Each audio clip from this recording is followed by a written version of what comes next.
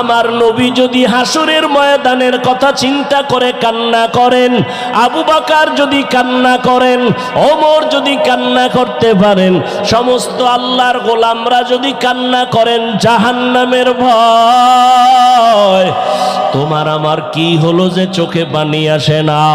আসলে এর একমাত্র কারণ গুনার কারণে আল্লাহ বেজার হয়ে গেছি। মা বাবা তোমার আমার উপরে বেজার, এখনো সময় আছে, 2 ফোঁটা চোখের পানি ছাড়ো।